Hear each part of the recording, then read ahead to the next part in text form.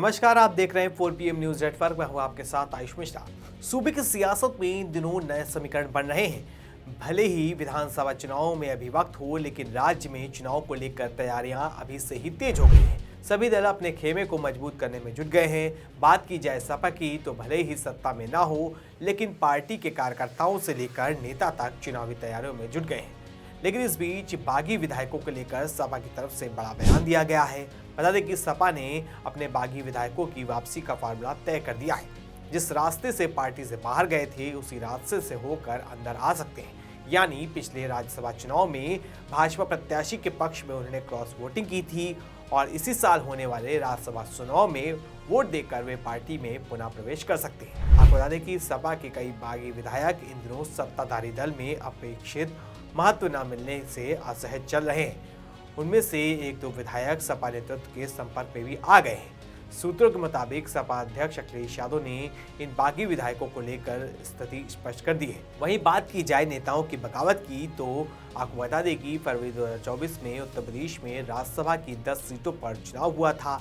UP में भाजपा के पास बहुमत था, इसलिए 8 सीटें मिलना तय थी। सपा को 2 सीटें मिली थी, लेकिन यहाँ पर खेल बिगड़ा। सपा के 7 विधायकों ने पार्टी के लाइन तोड़ी और भाजपा के उम्मीदवार संजय सेठ को वोट दे दिया। इन बागियों के नाम थे मनोज पांडे, राकेश प्रताप सिंह, अभय सिंह, राकेश पांडे, पूजा पाल, विनोद चतुर्वेदी और आशुतोष मौर्य। इस क्रॉस वोटिंग की वजह से भाजपा को फायदा हुआ।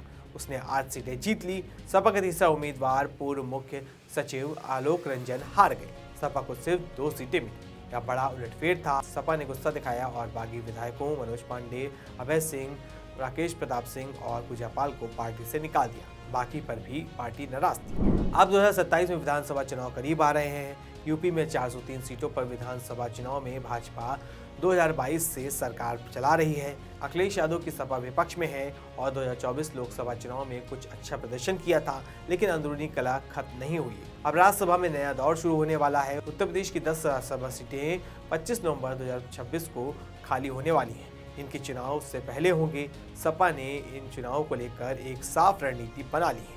पार्टी कह रही है कि बागी विधायक उसी रास्ते से लौटे जिस रास्ते से गए थे। मतलब पिछले चुनाव में जो क्रॉस वोटिंग की थी, उसकी भरपाई अब सपा उम्मीदवारों को वोट देकर कराओ। आज सत्ता की आंखों में आंखें डालकर पत्रकारिता करना मुश्किल हो गया है। हम पर मुकदमों से लेकर चैनल को बंद करने का दबाव बनाया जा रहा है। मुश्किल दौर है, लेकिन हम हार नहीं मानेंगे। इसलिए 4PM को ज्यादा से ज्यादा ज्वाइन करें और स्वतंत्र पत्रकारिता को जिंदा रखने के लिए जितना हो सके हमारा आर्थिक सहयोग करें। उम्मीद है कि आपके सपोर्ट से हम ये जंग जीत जाएंगे। अखिलेश यादव ने साफ कहा है कि वापसी का दरवाजा पूरी तरह से बंद है, लेकिन शर्तें हैं।